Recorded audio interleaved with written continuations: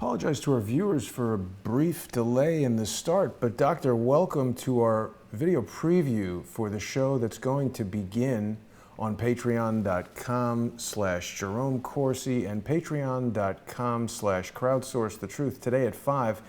Everyone's under a ton of pressure, Doctor. There's so much going on in the news cycle, and there's this news story that's come out that seems to implicate not only Hunter Biden, but Joe Biden as well in a complicated money laundering scheme. What have you got for us today, Doctor? Well, I think we'll get down to the crux of this. I mean, what really I think is going on in Ukraine with the Biden family, it's not just that Hunter Biden got a cushy job, this $50,000 a month with Burisma, which is the corrupt a natural gas firm in Ukraine. I think it's also that there's a money laundering scheme that was arranged by the Biden family through this Rosemont Seneca Partners, which is the investment firm that the Bidens are running. It was set up by Hunter Biden so that Burisma in Ukraine could do a lot of money laundering of money that was coming in on U.S. aid back to the Biden family and to others. So Biden arranged money from U.S. aid in massive amounts starting under the Obama administration around 2014 when they overthrew Yanukovych, who Manafort was consulting with, and put in this new president, Poroshenko, who's now been replaced this year by Zelensky, by the way. Poroshenko was corrupt. And under Poroshenko, the Obama administration was pouring in massive amounts of money into Ukraine as aid, including International Monetary Fund aid.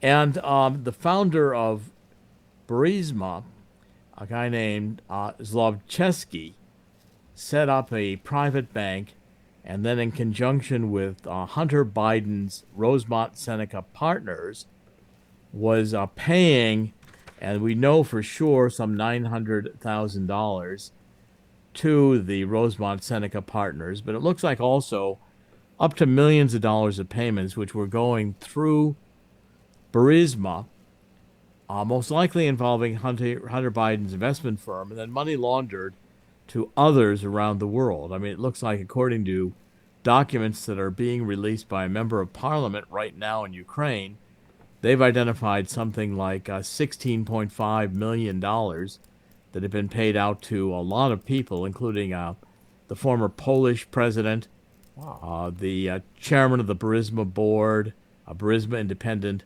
director, to Archer and Hunter Biden. And I think that this Rosemont Seneca Partners is at the heart of the money laundering scheme that in April 2014, Great Britain was concerned about when they confiscated something like $23 million of Zlovchesky's money in the Great Britain in UK. So I think what we're going to find is that this was a massive amount of money laundering corruption scheme that was being run in Ukraine with the Bidens. Obama said to Biden that he was in charge of dealing with our policy towards Ukraine, and I think they made it into a personal piggy bank. Wow. Now, Doctor, why is the New York Times reporting that what Hunter Biden did was legal? I mean, could this possibly be correct while his father is the vice president and he has no experience in energy trading or any of this stuff, and he seems to be a cocaine addict of some kind? How is this legal? It sounds quite crooked.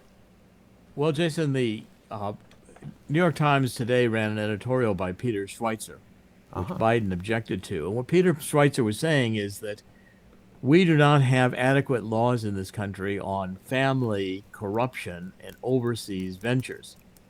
So therefore, according to current U.S. law, it was not technically illegal for Hunter Biden to take a very lucrative position on the board of this Burisma company in Ukraine, the $50,000 a month as a director, even though he had no experience in the energy sector. Clearly, the position was established to influence his father, Joe Biden, who was vice president. But under U.S. law, even though the activity is clearly corruption, it's clearly wrong, it's just we need a law to be there to cover this hole in our legal structure Got it. to handle the kind of corruption that the Bidens figured out how to do that is, I guess, technically legal, but it's clearly corruption and it's clearly wrong. The average person is going to look at this and say, this is just not right. Whether it's legal or illegal, it's just not right. Right. So they call it lobbying, but it's basically paying Joe Biden to make sure whatever political thing they want to have happen happens. It's legal bribe. Well, see, they can call it whatever they want to call the payment, but the $900,000 was transferred from Burisma to the Rosemont Seneca Partners, which is run by Hunter Biden and a couple of his friends, including, I believe, Chris Hines, the son-in-law of John Kerry. And I believe also that this Devon Archer's involved in that. He was the roommate of Chris Hines, who ends up also being involved in the management of Burisma. So they're a very tight little circle here of people. And what they're doing is once they get the money out of the Ukraine, then when it comes to Rosemont Partners, they can label it whatever they want to do. It's transferred there, but where does it ultimately end up? Right. That's the question. And we don't have that data yet, but this is the same Rosemont Seneca Partners that the Biden family, the Hunter Biden in particular, used with the $1.2 billion they got out of China. So, I mean, to me, with my experience, I have had 25 years in financial services. I've worked with banks all over the world on providing financial services to retail customers. And when you have to take all the money laundering courses, which I've had to take now for more than a decade, this is exactly the kind of pattern that becomes suspicious. You use a holding company with an investment firm. The principals are not particularly experienced in investment. Hunter Biden's experience was he was thrown out of the Naval Reserves for cocaine abuse. That was his most recent experience. and then the father, who's the vice president, uses influence in China and Ukraine and maybe even other countries to get multi-million-dollar or billion-dollar deals for Hunter Parker, and the money goes through Rosemont Seneca Partners. It's classic, alerts to investigate for money laundering. And what the this press conference that Andrea Derkach, who is a Ukraine's member of parliament, basically was saying is that it needs to be investigated because these payments are using political. This is a quote from a member of parliament in the Ukraine, using political and economic levers of influencing Ukrainian authorities and manipulating the issue of providing financial aid to Ukraine, which was the U.S. aid from the Obama administration. Joe Biden actively assisted closing criminal cases into the activity of the former Ukrainian ecology minister Mykola Zlochevsky, who is the founder and owner of the Burisma Group. So Biden set up all of these arrangements. I think it was a way to siphon off U.S. aid into the family coffers, and at the same time make sure that this prosecutor general, Shokin, did not investigate the corruption that was obviously going on here. And the money, it's strong suggestion by this member of parliament in the Ukraine, was benefiting Biden himself, not just the son, but also Biden himself, which would mean that all the discussions that Joe Biden didn't have any contact or discussion with his son about Ukraine, or said, you better know what you're doing in Ukraine now that Biden has changed his story. I think this is, again, extremely suspicious, and I pulled a whole series of articles on it, what's being reported today around the world about this. But the money being transferred is, it seems, going to benefit the Bidens as well. Derkach, Derkach, the member of parliament, this is in Zero Hedge, the blog written by Tyler Durden, who is really a pseudonym for the person who created the blog. Derkach says he will publish the leaked documents on his Facebook account. These are the documents proving these transactions went through Hunter Biden's investment firm, and will initiate the creation of an ad hoc parliamentary investigative commission, and has already requested the launching of a criminal case against Ukrainian officials into the interference in U.S. elections. And we also know now from reporting that John Solomon has done last couple of days that Ukraine has begun a criminal investigation of the Burisma and the Biden corruption that was begun in February 2019, which would be several months before the July 2019 telephone call between President Trump and Zelensky. So if the investigation was started earlier, it's going to be very hard to say that Donald Trump was using withholding aid and this July 25th call, 2019, with Zelensky as a quid pro quo to get an investigation started on Biden. Looks like Ukraine had already started one in February 2019. Wow. It's interesting, Doctor. And, even some newspapers that we might not expect to be reporting on this, for instance, the Los Angeles Times is now coming out and saying that this is bad for Joe Biden and that he probably shouldn't run for president. I'm pretty surprised. Los Angeles is extremely liberal, and the Los Angeles Times is, right up there with the New York Times. It's a letter to the editor. Biden is clearly losing it. I mean, I pulled a whole series of stories today, but Biden also today blew up over the Schweitzer article, and he just kind of like lost it when he was talking with the reporters. He threw a temper tantrum over the Peter Schweitzer New York Times op-ed. This was reported today by Breitbart, and it said that the Biden campaign sent a letter out expressing outrage at publishing this baseless conspiracy theory and calling Schweitzer, the author of Secret Empires, which is Schweitzer's new book, a right-wing polemicist. While half of Schweitzer's op-ed in the Times addressed the Senate leader Mitch McConnell and Transportation Secretary Elaine Chao, his wife, and their China ties, which it seems like also McConnell and Elaine Chao were involved in the same kind of influence peddling in China that the Biden family was. And Schweitzer called them both out. Schweitzer, I think, is an equal opportunity exposer of corruption, Democrat and Republic. I've known Schweitzer for many years, and Peter is about as honest as they come. And his book, Secret Empires, was one of the first to expose recently this Biden corruption.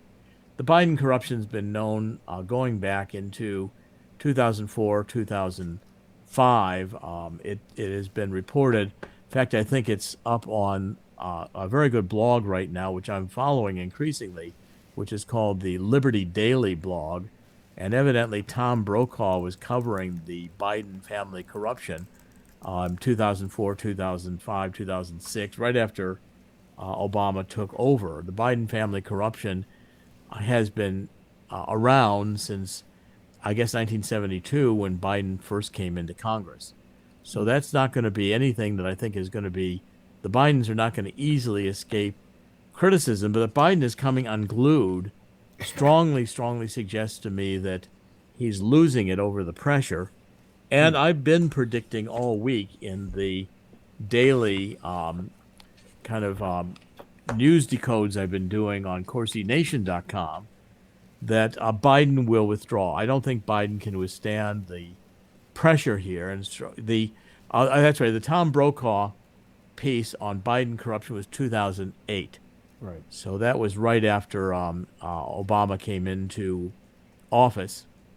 And it's been known that Biden has been, I think it intensified tremendously in 2014 when the Yanukovych was ousted in basically a coup where this Poroshenko took over. Poroshenko, it's an interesting history, we'll explain it, but the after World War II, when Stalin was the one who invaded Ukraine and threw the Nazis out, the freedom fighters have tended to be communist. And the Poroshenko traces back to the neo-Nazis in Ukraine today that ultimately trace back to the strong Nazi bloc and support that Ukraine had for Hitler going into the 1930s and the 1940s. And of course, Hillary Clinton is aligned with the Poroshenko faction. And that's where Biden was involved with his massive corruption. 2014, right after Yanukovych was ousted, is when Biden gets his son Hunter on the board of Burisma. Now, Doctor, we're going to go into extensive detail in just about 10 minutes when we carry on with our full show for today on patreon.com/Jerome Corsi, patreon.com/crowdsourcethetruth, and subscribestar.com/crowdsourcethetruth. As you mentioned, people can follow you daily on CorsiNation.com. You're doing your well-known news decodes on there, also including some of the other videos that we do. Last week we were with Larry Klayman for the oral arguments in Corsi v. Mueller. Congratulations on what appeared to be a incremental victory, best we could have hoped for in that type of hearing. I think you're going to prevail in that case despite the David versus Goliath aspects of it. But I want to encourage people, Doctor, to visit your Patreon page. If people are watching us right now on any of the Crowdsource the Truth channels, it's very important that people visit patreon.com/Jerome Corsi and support the doctor. He's just recovering from this amazing onslaught from the Department of Justice and Robert Mueller's obviously corrupt special counsel office. So people supporting the doctor by becoming sponsors on patreon.com is a great way not only to stay in touch with the doctor's daily reports and to support independent journalism, but to show the deep state that they cannot push Dr. Corsi around. He's got the people behind him, and we'll be starting there in just 10 minutes with a full broadcast. The doctor will be reviewing these articles that he's pulled from around the world, detailing this corruption that Joe Biden is suddenly apoplectic over. I think there's got to be some fire with all this smoke, Dr. Corsi. There's no doubt about it. And I want to also stress, and I hope you're right about the Federal District Court and Judge Huvel's decision, which we're awaiting on the government's motion to dismiss on the federal civil lawsuit I filed against Mueller for violation of my First and Fourth Amendment rights. But I intend to keep doing these weekly interviews and chats with you, Jason, because I want to also applaud the audience you have at CrowdStrike the Truth, and I think you've done a great job. We've been friends now for several years, and I really want to support your efforts, and I'm very grateful at your journalism as well. I'm very happy to be participating with you in these weekly chats. We will continue them.